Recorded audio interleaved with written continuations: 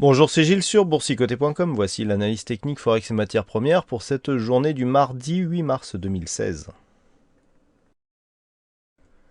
Avec une paire de devises euro-dollar qui s'offre un petit rebond technique, après ici le retour sur la zone de support qui a été manqué de peu puisqu'on attendait un retour ici sur 1,0810, donc on a fait 1,0826 au plus bas.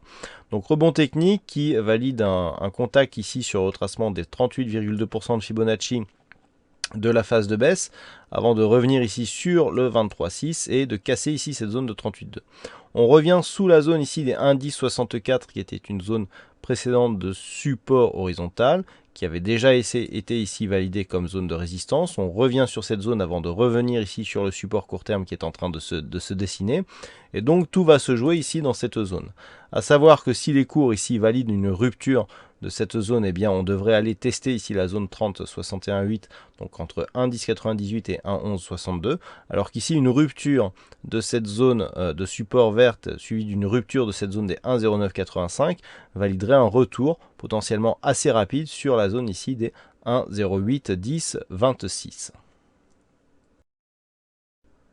Sur le dollar yen, nous sommes toujours ici dans une phase de neutralisation suite à la rupture de cette zone des 116,07 qui avait été un nouveau point bas ici à 110,99 sur laquelle les cours ont rebondi une deuxième fois et donc on se stabilise entre cette zone de point bas et la zone des 115 yens pour 1 dollar, qui est le retracement des 38,2% de Fibonacci de la précédente phase de baisse. Donc nous sommes toujours ici dans cette phase de stabilisation. On est revenu ici à proximité du retracement des 38,2 avant de redescendre ici sur la zone médiane des 112,57.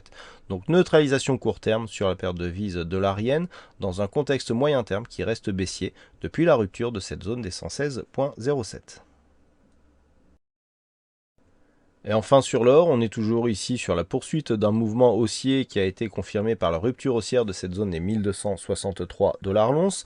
Donc des cours qui sont revenus ici sur la zone des 1280 avant une petite phase de consolidation et un retest ici. Donc on reste au-dessus de la moyenne mobile 20 exponentielle. Et il faudrait une cassure ici de cette zone des 1280 pour valider la poursuite de ce mouvement haussier en direction de l'extension de Fibonacci qui se trouve à 1308 dollars l'once. Une rupture de cette zone ici des 1235 dollars l'once invaliderait la dynamique haussière de ce mouvement court terme. Voilà ce que nous pouvons dire sur cette analyse technique Forex et matières premières. Passez une bonne soirée, bonne chance dans vos prochains trades. On se retrouve dès demain pour d'autres analyses techniques sur le site boursicoté.com.